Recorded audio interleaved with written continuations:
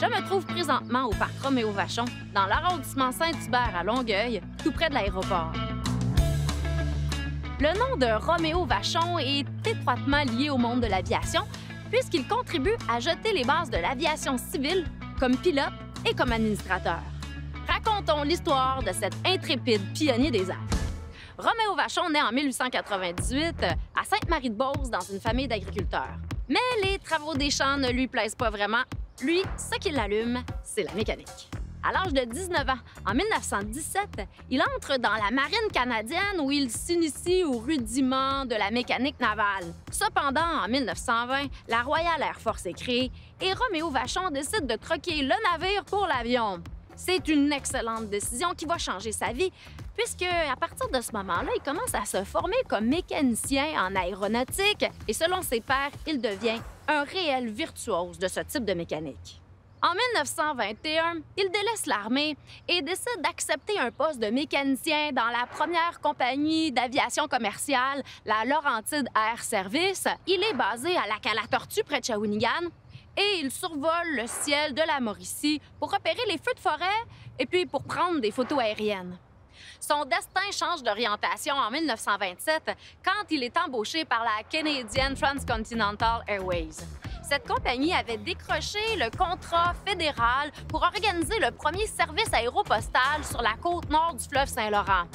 En effet, pendant l'hiver, les routes sont impraticables et les rivières sont gelées, ce qui fait que les municipalités étaient isolées. Roméo Vachon fait donc sa première desserte aéropostale en 1928 entre la Malbaie et Sept-Îles et entre Sept-Îles et l'île d'Anticosti. C'est aussi en 1928 qu'il fait sa première liaison postale entre le Canada et les États-Unis en partance d'ici, de l'aéroport de Saint-Hubert. Mais le travail de Roméo Vachon ne sert pas juste à briser l'isolement, il sert aussi à sauver des vies. À plusieurs occasions, il est amené à évacuer des blessés et des malades vers les grands centres, faisant de lui un des premiers ambulanciers volants. Mais ses actions les plus héroïques, il les accomplit au printemps 1928, quand il prête secours au Bremen.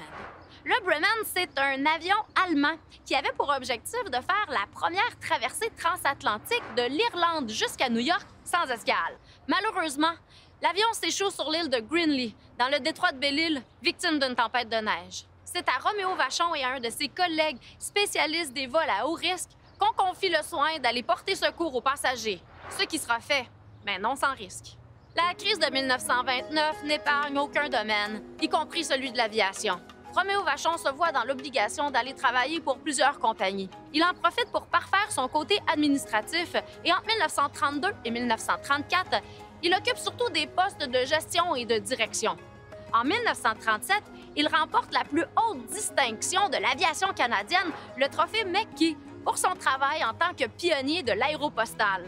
Dans la quarantaine, il travaille pour TransCanada Airlines. Il occupe diverses fonctions stratégiques, entre autres directeur de l'aéroport de Dorval. L'homme nous quitte en 1954 à l'âge de 56 ans. Depuis 1969, le prix Roméo Vachon est remis à une personne qui a fait preuve d'initiative dans le domaine de l'aéronautique. Finalement, en 2018, le parc Technobase, situé sur le chemin de la Savane, le chemin qui borde l'aéroport de Saint-Hubert, prend son nom en son honneur.